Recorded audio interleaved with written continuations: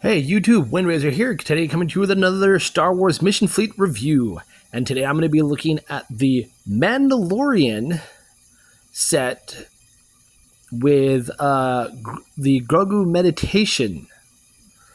So basically this is a set where they find if you haven't watched the series, spoilers, skip ahead to where I start reviewing the figures, like a few minutes or so, but I'm going to tell what happens. If you don't want to hear it, just skip ahead. In the series, they find a temple, and he basically has Boba Fett's armor, trying to find more Mandalorians. These two are working together. So Grogu here and Mando are Mando is trying to find more of his kind, and they find this temple, and he starts meditating and is trapped. Battle later ensues with the stormtroopers and Boba Fett getting his armor back from the Mandalorian while he shows his credentials on it, saying this is my father's and yada yada yada. And then the Dark Troopers show up, take Grogu, and it goes from there. So very cool. But this is another cool set. This is another set I found at Walgreens. Or not at Walgreens. I found this set at Ross. A lot of my Mission Fleet sets I found at Ross. I have another one that is a Night Watch Mandalorian, and I got that at Target years ago.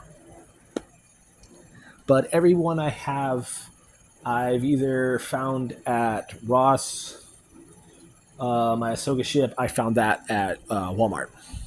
But first off, we're going to take a look at Grogu here and the little base he stands on, which is nicely molded. It's all brown plastic. The piece where you see it's lighting up, that is a blue plastic on the inside painted, or on the outside painted. Very nice, a little flat dome. Very nicely detailed. And then we have little Grogu here, just sitting there, meditating, wondering what's going on. Very cute. I like how they give him little eyes. He can sit on there and just meditate away. Now, what I really got this set for was for the shiny armor of Mando and Boba Fett, and this guy, the Dark Troopers. Something that has been canon for so long that if you have the original early 90s Essential Guidebook to Droids, you will find that these guys were in there. I don't remember who built them. I know it was a thing that Emperor Palpatine wanted, and they're there. But these ones are were made by Moff Gideon. So they're basically they're basically stormtroopers, but they're droids. And later on in the series, you see a bunch of these get their tin cans handed to them by Luke Skywalker. But very nicely detailed. I do love the silver and red on them, especially the head sculpt. Ball joint at the head. Arms can move forward and back. Can't move out. Wrists can rotate. And the legs can move forward and only about back that far. He does have a gun strapped to his leg, so it's just pegged in right there. And if you want, come on, there we go. You can have him hold said rifle to where he can start shooting at Boba Fett and Mando and Fennec over there. But I rarely have him hold it, so I just keep it in his leg. The gun is made of a soft plastic, so you kind of like have to get it in there at an angle and then just slide it in. So very cool. We do have your traditional stormtrooper, who apparently, when we saw him, can't aim for crap. But if you all have watched Andor Season 2, apparently these guys have good aim for some reason. Don't know how. But yeah, very cool. Traditional stormtrooper rifle. Very cool. Ball joint head. Mine's very loose. In out of the arm, 360.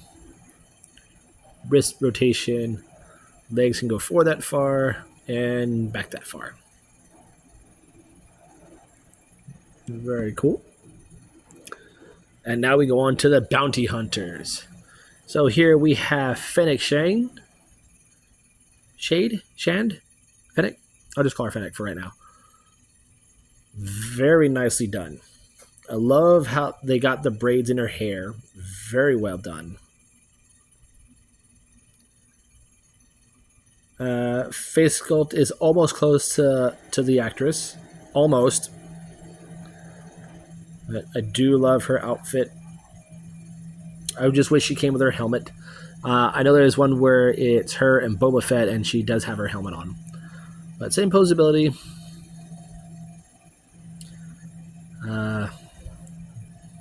Nice split leg rotation. Head is on a ball joint. Very limited though, because her hair will go with her. No. And then she comes with this rifle. And this is her traditional hunting rifle.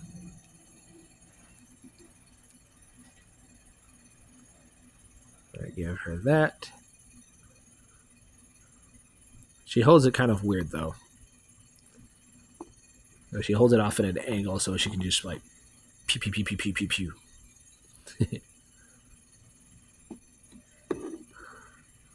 And then we have Din Djarin, now in full silver Beskar. We still have the cape. We don't have the jetpack yet. The only parts that don't have it completed is his hand gauntlets and this little piece right here. He does not have his signet on his shoulder yet. But yeah, very cool. Same posability as his other one, just no in and out of the arms. Ball joint. Legs can go forward that far. Back only not that far because of the cape. And he does come with his traditional blaster. Or his sidearm, his quick draw blaster. Which I still wish he had a bigger holster to put that in. And then he comes with his disintegration rifle, which is still a cool weapon.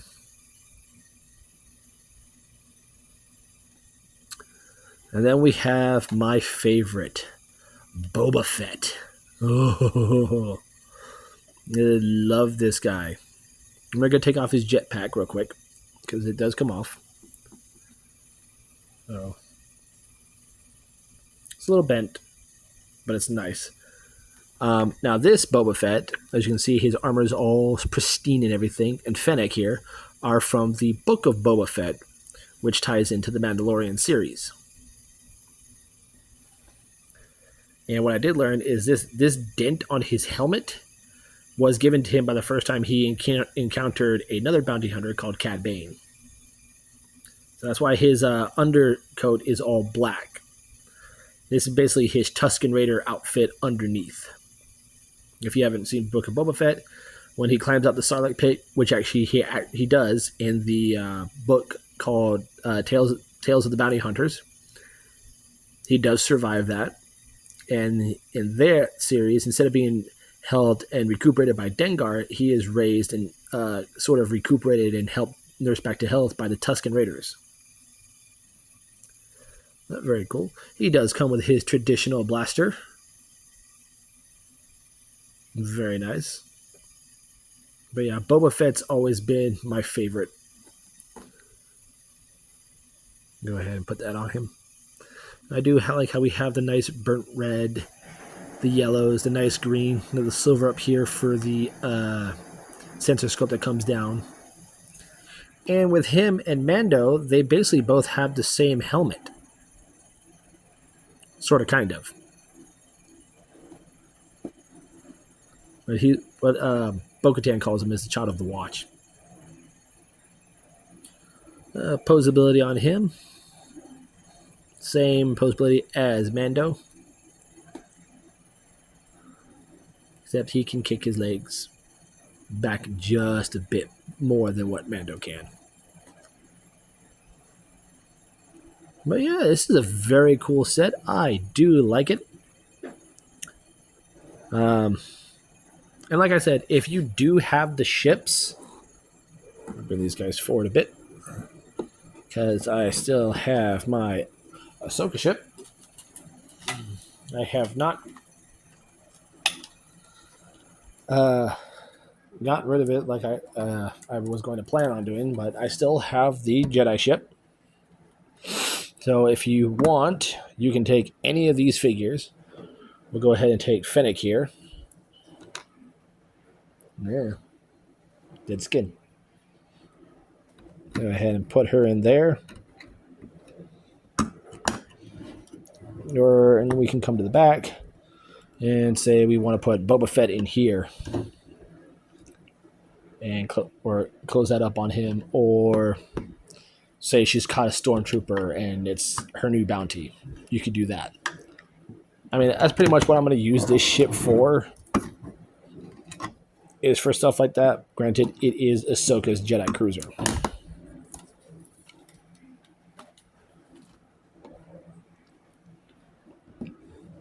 Which is now unavailable in the Micro Galaxy Squadron set.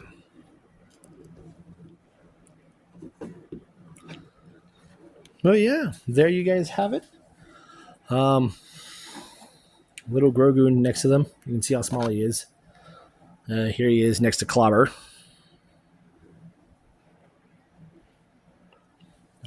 Yeah. But yeah, there you guys have it. There is my look on the Mandalorian Grogu meditation from the Mandalorian series. Oh, before I forget,